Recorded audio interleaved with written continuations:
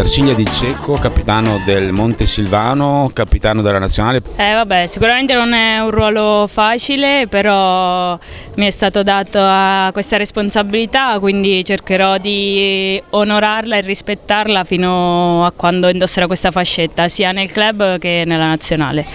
Parlando della gara, una partita non facilissima per voi oggi, avete faticato un po'. Sì, soprattutto nel primo tempo, comunque non è mai facile giocare in questo campo, loro sono una squadra che comunque si chiude bene nella loro metà campo e quindi attaccare e imporre il proprio gioco è difficile. E infatti penso che i gol sono venuti tutti fuori da palle ferme, quindi questo spiega tutto. Però alla fine abbiamo portato a casa il risultato e questo contava. Diciamo che è stata un po' un'anticipazione della prima finale di Coppa Divisione, però sicuramente saranno due partite diverse, questo è il campionato, quella è una partita secca, sappiamo benissimo che la mentalità con cui si affrontano le partite secche è diversa, quindi faremo attenzione a questo Real Grisignano. Vincere è sempre bello, quindi non lo so, mi piacerebbe vincere tutto, cioè chi è che non piacerebbe, però vincere questa prima Coppa Divisione sarebbe bello. La prima di Gianluca Volpato sulla panchina del Real Grisignano.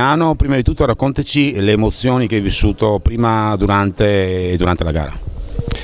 Beh, è stato un ritorno in panchina dopo più o meno 5-6 anni di abbandono, diciamo, dopo la mia parentesi con un altro sport.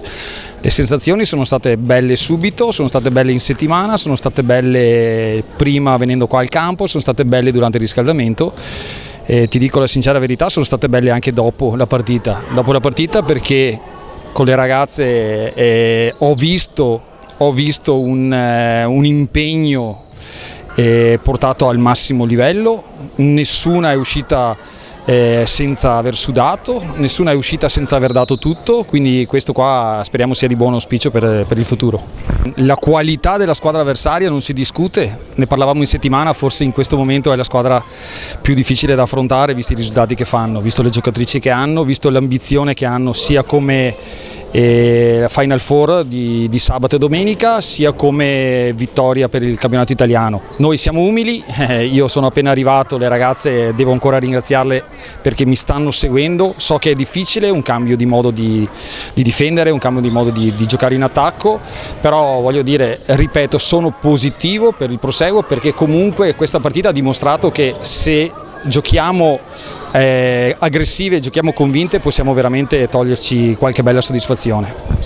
Quanto è importante questa gara in vista di un'altra bellissima per noi gara di sabato prossimo, stessa squadra, campo diverso, un po' distantina.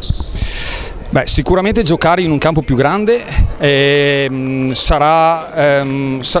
porta ad essere una partita probabilmente anche diversa. Sicuramente, ripeto, noi siamo l'unica squadra delle 4 che non ha nulla da perdere, quindi andiamo a giocarcela a testa alta nel nostro modo, lavoreremo in settimana per tirar fuori qualche soluzione diversa in più che non abbiamo provato oggi, spero di recuperare Jessica perché è estremamente importante per la nostra squadra e poi ce la giocheremo a viso aperto, vincerà il migliore, qualche volta diceva Nereo Rocco, anche no.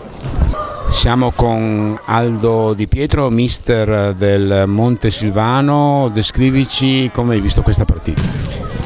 Ma sapevamo che non era assolutamente una partita facile, in quanto noi fra 7 giorni ci dobbiamo riconfrontare con la stessa squadra, quindi c'erano già delle preoccupazioni, c'avevamo alcune giocatrici che non erano al 100%, giocare su un campo così dove c'è subito il raddoppio e quant'altro, no?